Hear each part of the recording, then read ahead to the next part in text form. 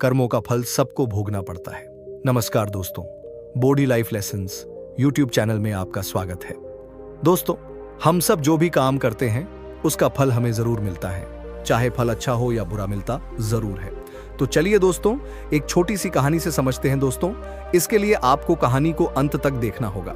तो चलिए दोस्तों, शुरू करते हैं। बहुत समय पहले की बात है। एक छोटे से गांव में एक व्यक्ति रहता था जिसका नाम रघु था।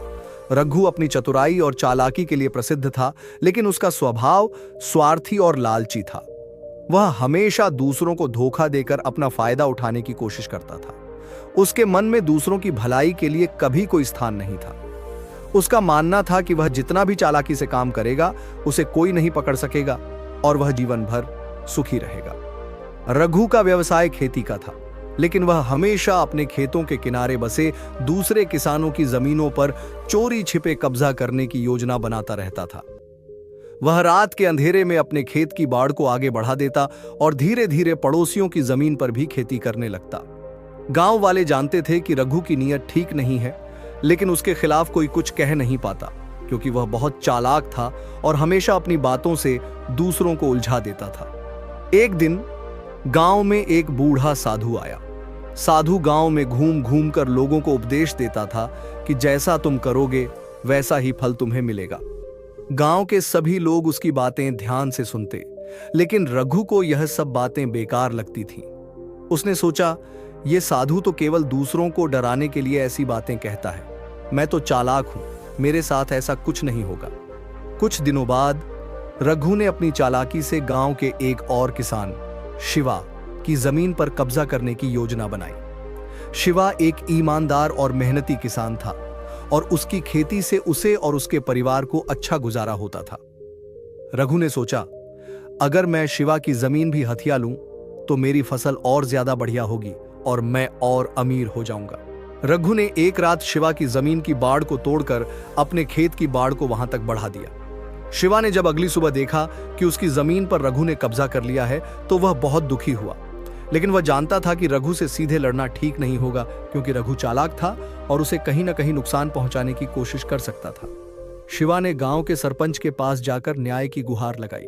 सरपंच ने रघु को बुलाया और उससे पूछा, रघु, क्या यह सच है कि तुमने शिवा की जमीन पर कब्जा किया है? रघु ने झूठ बोलते हुए कहा, नहीं सरपंच जी, यह जमीन मेरी ही है। शिवा शायद गलत फहमी में है। सरपंच ने मामले की जांच की, लेकिन रघु के चालाकी से भरे तर्कों के कारण वह भी उलझन में पड़ गया। सरपंच ने कहा, मैं इस मामले का फैसला बाद में करूंगा, अभी हमें और सबूतों की जरूरत है। शिवा निराश होकर अपने घर लौट आया।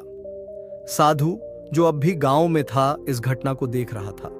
उसने शिवा से कहा, बेटा चिंता मत करो, ईश्वर सब देख रहा है, जो जैसा करेगा वैसा ही फल पाएगा। समय बीतता गया और धीरे धीरे रघु की फसल खराब होने लगी। बारिश का समय आया, लेकिन रघु के खेतों में बारिश की कमी हो गई। रघु ने बहुत कोशिश की, लेकिन उसकी फसलें सूखने लगीं। दूसरी ओर शिवा की फसलें हरी भरी हो रही थीं। रघु को यह बात बहुत खटकने लगी। उसने सोचा, मैंने तो शिवा की जमीन हथिया ली थी, फिर भी उसकी फसल इतनी अच्छी कैसे हो रही है? फिर अचानक एक रात गांव में भयंकर तूफान आया। रघु का खेत बुरी तरह से तबाह हो गया। उसकी फसलें पूरी तरह से बर्बाद हो गईं। उसकी बाड़ भी टूट गई और उसकी जमीन का बड़ा हिस्सा कीचड़ में डूब गया। रघु अब पूरी तरह से परेशान था। उसने अपनी फसल को बचाने के लिए जितनी भी मेहनत की थी, वह सब बेकार चली गई।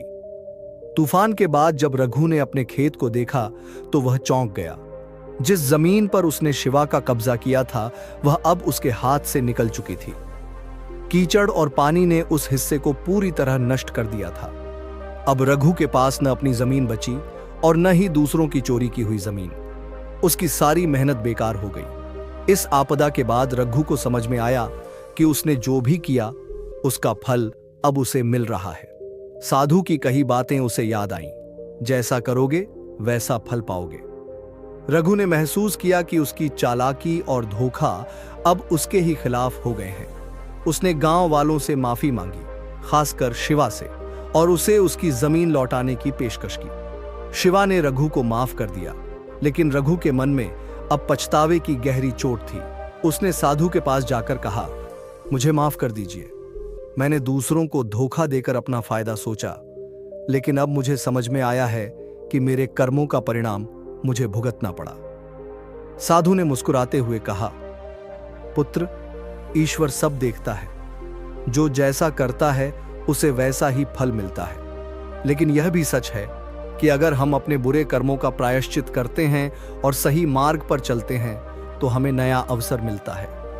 रघु ने अब ठान लिया कि वह हमेशा सच्चाई और ईमानदारी से ही काम करेगा। उसने गांव में सभी से माफी मांगी और अपना जीवन अच्छे कर्मों में बिताने का संकल्प लिया। अब रघु का जीवन पूरी तरह बदल गया था। वह अब गांव में दूसरों की मदद करने लगा और अपने पुराने कर्मों का प्रायश्चित करता रहा। कहानी का सार यही है कि हम जो भी कर्म करते हैं उनका परिणाम हमें अवश्य भुगतना पड़ता है। चाहे वह अच्छा हो या बुरा, हमें उसका फल जरूर मिलता है। इसीलिए हमें हमेशा अपने कर्मों पर ध्यान देना चाहिए और सच्चाई व ईमानदारी से जीवन जीना चाहिए।